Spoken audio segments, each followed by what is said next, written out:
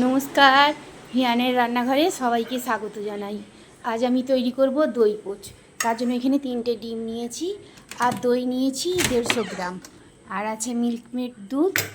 আর এখানে শুকনো উপকরণগুলোর মধ্যে আমি নিয়েছি কাঁচা লঙ্কা, আদা, চিনি, কাসুরি মেথি, নুন, আর গরম মশলা, আর 2খানা পেঁয়াজ, আর একটা লেবুকে একটা লেবুর 2টো অংশ নিয়েছি। এই নিয়ে আমি আজকে তৈরি করব দই পোচ। যাদের এই রেসিপিটা ভালো লাগবে তারা অবশ্যই একবার করবে। এবার আমি কড়াইতে অল্প একটু ঘি দিয়েছি। ঘি দিয়ে এটা 3টে ডিমকে আমি 3 দিকে দিয়ে দিয়েছি। এবার একদম ওপর থেকে নুনগুলো ছিটিয়ে দিচ্ছি। কাছ থেকে দেবো না, কাছ থেকে দিলে নুনগুলো এক জায়গাতেই পড়বে, আর ওপর থেকে দিলে চারিদিকে পাবে। ওই জন্য আমি সামান্য একটু নুন ওপর থেকে ছড়িয়ে দিচ্ছি। এবার ডিমের অংশগুলোকে আমি ভাগ ভাগ করে এরকম করে কেটে নেব।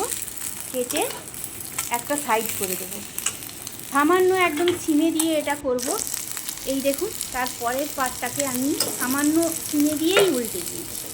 এটা ঘি দিয়ে করব, বা কেউ যদি পারেন বাটার দিয়ে বা সাদা তেল দিয়ে করতে পারেন। এবার লেবু রসটাকে আমি ওপর থেকে নিংড়ে দিচ্ছি। এর সাথেই এই পেঁয়াজ, গরম মশলা, সামান্য একটু গরম মশলা দিয়েছি, আর আদা কুচানো, কাঁচা লঙ্কা দিয়ে দইটা লেবু রসটা দিয়ে দিচ্ছি এর মধ্যে। এবার আমি এই দইটাকে একদম ফাটাবো না, এই মশলাগুলোর সাথে দইটাকে ভালো করে মেখে নেব। মেখে সামান্য একটু জল দিয়ে একদম পাতলা করে রেডি করবো। একদম ঢিলে রাখবো, এটা একদম গাঢ় গাঢ় করবো না। এবার আমার পোচটা রেডি হয়ে গেছে। এবার আমি পোচগুলো কী করব, এই দইটার ভেতরে দিয়ে দেবো। দিয়ে এবং ওপর নিচ একটু উল্টে দেবো। এটা সামান্য সাধারণ উপকরণ। যাদের ভালো লাগবে তারা আমার চ্যানেলটাকে শেয়ার করে দেবেন, এবং অবশ্যই আমার চ্যানেলটাকে সাবস্ক্রাইব করবেন, যাতে আমি আপনাদের সামনে নিত্য নতুন রেসিপিগুলো তুলে ধরতে পারি এবং সকলের কাছে পৌঁছে যেতে পারি, এবং সকলে আমার এই রেসিপিগুলো যেন দেখতে পায়, এই আশা আমি আপনাদের কাছে রাখলাম। এবার আমি সম্পূর্ণ দইয়ের এই পোচের উপরে মিল্কমেড দিয়েছি, আপনারা দেখেছেন। এবার একটু সস দিয়ে রেডি করলাম।